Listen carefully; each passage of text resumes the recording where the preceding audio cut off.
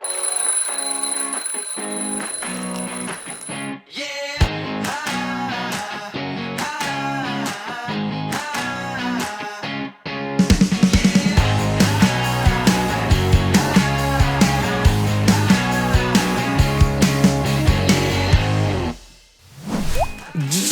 Coffee, bon matin! C'est vendredi, la fin de la semaine. C'est ça, nous sommes le 12 novembre. Hier, c'était férié. Peut-être que vous faites le pont ce matin et que vous êtes encore dans votre lit. Ah oui, il y en a certains qui font le pont, tu crois? Oui, à mon avis. Bon, ben on pense à vous. Ben voilà, nous Je me non. suis coupé en me rasant, tu vois, ce matin, il me reste, si vous voyez du rouge, c'est moi, hein, hop là. Voilà, mais heureusement, ce matin, Nous avons un super invité. un super invité qu'on Vraiment. va accueillir maintenant, Jean-Pierre Picausson. Bienvenue. Alors, comment il va, mon Jean-Pierre? Il va merveilleusement bien. Oh, ça, c'est bien, ça, d'entendre un seigneur qui nous dit ça. Pourquoi tu vas merveilleusement bien? Ben, je vais très bien parce que le Seigneur même me parle, il est avec moi, je lis sa parole tous les jours. Et franchement, avec mes 77 ans, Ah là là là là là là là. je me porte comme un charme. Oh, ben ça, c'est bien, ça. Alors ça te va comme ça? Ah ben oui, c'est très bien, c'est très bien. On salue aussi ton épouse Monique, qui se porte comme un charme. Je pense qu'elle va pas tarder à arriver. Ah bon, ben voilà. Ah ben, on lui fera peut-être un bisou en direct. Ouais. Alors on voulait t'inviter, Jean-Pierre, parce que Jean-Pierre Alexandra est connu dans notre église. Pourquoi? Ah ben, pour sa connaissance de la parole. Eh oui. Ouais, enfin c'est vrai. lui qui le dit. Moi, je suis un peu plus modeste que Oui, ça. mais dans la Bible, il est écrit que d'autres chantent tes louanges. Alors, c'est ce que nous faisons. Alors on chante tes louanges. C'est sympa, mais franchement, moderato cantabile. Non. Dans les cours, par exemple les cours du soir, Jean-Pierre est souvent là, même il intervient, et c'est quelqu'un qui va de suite avoir les références bibliques. Il connaît sa parole, et je voulais t'inviter un petit peu pour donner soif, parce que c'est pas toujours simple qu'on soit un jeune ou moins jeune. Il y a des personnes que je rencontre qui me disent j'ai du mal à lire ma Bible, même en étant chrétien, sauvé, j'ai pas des fois envie. Soyons honnêtes, des fois il y a des personnes qui arrivent pas, et toi, comment ça s'est passé? Raconte-nous, donne-nous envie de lire la Bible. Comment ça s'est passé d'ailleurs la première fois? Alors comment ça s'est passé? En fait, ça remonte assez loin quand même. Hein. Ça remonte en 1963, je crois, ou 4. On n'était pas nés. Non. Comme le poisson. Ah non, comme le poisson. Non, Ah ben voilà, on est bébés. mes petits-enfants. Bref, mon épouse, à l'époque, lisait la Bible et quand je rentrais à la maison, moi qui... J'en avais marre de l'entendre à chaque fois. Elle me disait, mais tu sais, est-ce que tu crois que ceci, ça peut être cela? Elle me posait des questions, moi qui n'y connaissais rien du tout. Ouais. Et finalement, au bout du compte, je me suis dit, peut-être quand même que je devrais un peu connaître la Bible. Et alors, je me suis pris par la main, par les yeux. J'ai ouvert la Bible que nous avions d'ailleurs reçue à notre mariage. Ah. Ouais. Eh oui. C'était une Bible qui nous avait été offerte pour notre mariage. Et j'ai commencé vaillamment à la lire, en commençant par le début, La Genèse. la Genèse. Eh oui.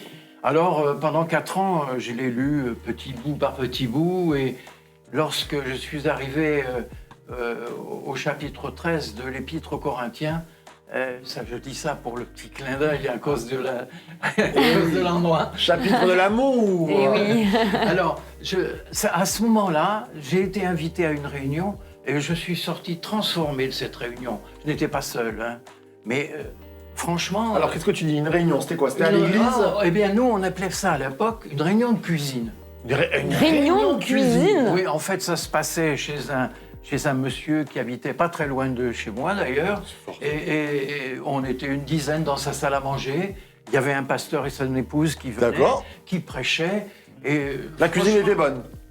non, on n'a pas mangé. Non, on n'a pas mangé. On a mangé autre chose. Une réunion de Vraiment. maison. On a Voilà. la parole. Enfin, écoutez, je suis incapable de dire ce qui s'est passé ce jour-là. Toujours est-il que quand je suis sorti, d'abord je pleurais. Wow. Pas pourquoi.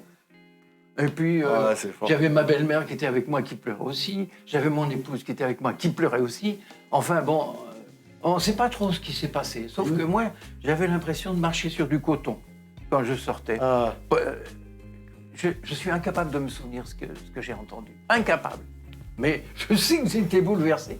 Et qu'à partir de ce moment-là, ma vie a totalement changé. Wow. Et dès le lendemain, j'ai eu une soif, mais vraiment une soif de lire la parole de Dieu. Et j'ai continué la partie que je n'avais pas terminée. Et dans l'année qui a suivi, j'ai lu la Bible entièrement 2 fois. Et l'année d'après aussi, entièrement 2 fois. Du début jusqu'à la fin. Je l'ai bouffé, dévoré. Et depuis, bon, après, je me suis dit, il faut quand même que tu te calmes un petit peu. Si tu veux retenir quelque chose, il faut quand même y aller plus doucement. Et à partir de ce moment-là, je me suis dit, bon, pas la lire 2 fois dans l'année, 1 fois, ça suffira. Donc, depuis ce temps-là, c'est-à-dire chaque année, depuis 1973, je lis la Bible tous les ans, 1 fois. Et oui, comme certains amis qui sont là. Et avec cette façon de lire la Bible, j'ai compris beaucoup de choses. J'ai compris le plan de Dieu pour l'homme, le plan de Dieu pour chacun d'entre nous, son désir de nous sauver, son désir de venir à nous comme un père qui vient auprès de son enfant pour l'aider, pour le booster. Bon, ça. Et ça, c'est précieux quand on a des choses qui arrivent et qui ne sont pas bonnes après. Eh oui. Quand on a des difficultés dans la vie. Et oui, les difficultés, ça arrive à tout le monde. Mais je dois reconnaître que j'ai eu beaucoup de chance. Parce qu'avec cette connaissance de la Bible, j'ai toujours pu affronter les difficultés les plus dures en gardant la foi. Vraiment, ça m'a aidé à garder la foi. Je crois que, honnêtement, je ne suis pas là pour faire des trucs qui n'ont pas de sens. Je crois que je n'aurais pas pu, avec ce qui m'est arrivé, garder la foi sans avoir eu ma connaissance de la Bible, sans avoir lu, et pouvoir y puiser chaque jour. C'est quelque chose... C'est important, ça. Ah oui, mais c'est important et je le pense On a vraiment. des amis qui ont du mal à lire la Bible. Qu'est-ce que tu conseillerais? Pourquoi c'est important de lire la Bible? Allez. Mais c'est important de lire la Bible. À mes yeux, moi je parle en fonction de mon expérience. C'est important parce que ça permet de comprendre le plan de Dieu pour l'homme. Le plan de Dieu pour la femme, aussi, bien sûr. Oui, bien sûr. On va pas l'oublier. L'humain. Ah, voilà. Et ce plan, il est merveilleux, il est extraordinaire. On peut pas dire que le plan de Dieu soit quelque chose qu'on peut décrire comme ça en claquant des doigts. Sauf si on dit Jésus sauve. Alors là, d'accord. Mais ce plan, Dieu l'a vraiment façonné au travers de toute la Bible. Un jour, quelqu'un m'a dit « Oui, mais tu sais, la Bible, elle n'a pas été écrite comme ça. D'ailleurs, tout ça, c'est pas tourné toujours dans le bon sens. » Ah, peut-être. Moi, je ne suis pas un savant, au contraire, bien loin de là. Mais ce que je sais, c'est que j'ai vraiment découvert le plan de Dieu. Et donc, pour l'avoir découvert, je ne peux pas dire « je ne l'ai pas découvert ». Puisque c'est une réalité. Et je pense que le fait de lire régulièrement la Bible permet, surtout dans les moments où on a besoin d'un petit coup de main, tu sais, d'un petit peps là pour regonfler un peu. Un petit booster. Tac. Oui, et ben c'est extraordinaire. Vous savez, maintenant, avec le recul, il y a des tas de choses qui se produisent. J'ai encore des difficultés, énormément moins qu'avant. Parce que... Parce que j'ai une petite femme merveilleuse et qui me rend très heureux. Alors, évidemment, mais il y a quand même des moments un peu difficiles. J'ai la chance d'avoir suffisamment mémorisé la parole de Dieu pour que, quand j'ai un problème, paf, il me vient en mémoire un verset qui va m'aider. C'est le Saint-Esprit qui te souffle en toi. Oui, et d'ailleurs, quand on a des discussions sur la Bible, c'est pareil. C'est pas quelque chose que je prévois d'avance. C'est simplement quelque chose qui me vient parce que le fait d'accumuler, de toujours mémoriser les bonnes choses, on peut aussi connaître les moins bonnes, mais les bonnes choses, elles sont là pour vous remonter quand c'est nécessaire. Ça, c'est bon, ce sont des bonnes bases. Une petite question, quel est le livre pour toi le plus compliqué, que tu as le plus de mal à lire? De mal à lire? Dans la Bible.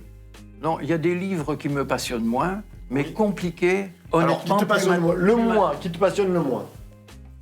Ah, qui me passionne le moins, les nombres. Les nombres, oui, parce que l'accumulation de personnes. Mais Et- en dehors de ça, franchement... Et quel est ton préféré, on va dire, ton...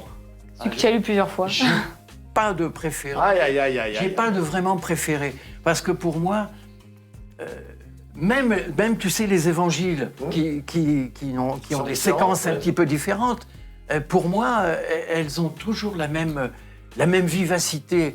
Et puis, Oh, dans l'Ancien Testament, c'est l'avantage de connaître aussi l'Ancien Testament. Eh oui. C'est qu'il y a tout de suite les références qui viennent Pour le quand nouveau. on a besoin de comprendre mieux un passage. Mais ce que dit Jésus est tellement simple, tellement droit, tellement vrai, que ça fait vivre. Il n'y a pas d'autre mot. Ça fait vivre. Alors moi, ça me fait vivre. Alors, si je peux vous encourager à lire la parole de Dieu, je vous en prie, lisez-la. Comment, de quelle manière? Moi, je l'ai lu régulièrement, je le fais encore maintenant. Tous les matins, je lis avec mon épouse, on lit 3 chapitres, parce que avec 3 chapitres, on finit la Bible dans l'année, en moyenne, bien sûr. Hein. Mais ça n'a pas d'importance, ça. Moi, c'est ma façon de procéder. C'est celle que j'ai acquise au départ, c'est celle que j'aime, c'est celle qui me convient, mais on peut parfaitement la lire en piochant à un endroit, à un autre. Simplement, quand on pioche d'un endroit à un autre, si on n'a pas une connaissance de On n'a pas une l'ensemble, globalité. c'est plus difficile de s'y retrouver. Tout à fait. C'est tout, hein. Oui. Mais donc, voilà, moi, c'est ce que je pense, mais... Moi, j'aime bien je sais- l'alternance ancien-nouveau. C'est-à-dire un jour ancien, un jour nouveau. Ou, Oui, mais ça aussi, voilà. Des ça fois, peut... pour avoir un petit peu Ouais, un côté... ça, c'est bien aussi, oui. C'est bien aussi. Parce que quand tu te retrouves dans les nombres, Je suis bien content que tu allais sur les évangiles quand même. Même si le nouveau, t'as le temps de lire 2 fois le nouveau, en gros. 4 fois, même. Oui, voilà. Par rapport à l'ancien. Ouais. Ouais, mais de toute façon, la Bible, c'est la vie. Oh, c'est beau. C'est vrai. V-I-E. Et la vraie. Zoé. C'est Zoé. la vie. Amen. Voilà. Ça serait bon de prier pour la vie. Je crois que c'est important. On est aussi une émission où on aime prier. On prend du temps. Ce serait bien que tu puisses prier pour que bien cette parole elle puisse amener la vie, la lumière. Ce matin, à nos auditeurs qui sont là. Tu veux bien? Oui, Tu veux bien prier? sûr.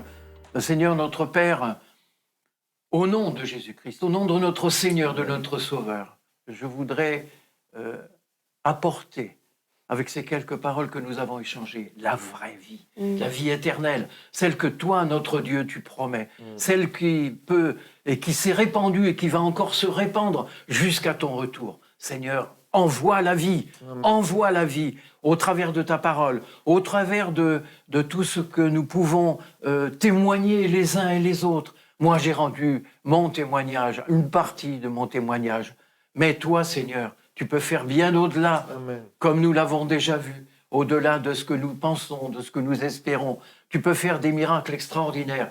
Et je veux, Seigneur, te supplier maintenant d'envoyer ta vie ici, à Fréjus, Saint-Raphaël, et dans le cœur de tous nos frères et sœurs qui peuvent nous entendre au travers de cette émission. Et cela, Seigneur, à la gloire de ton nom, mon Dieu. Amen. Amen. Amen. Amen. Comme c'est Amen. bon.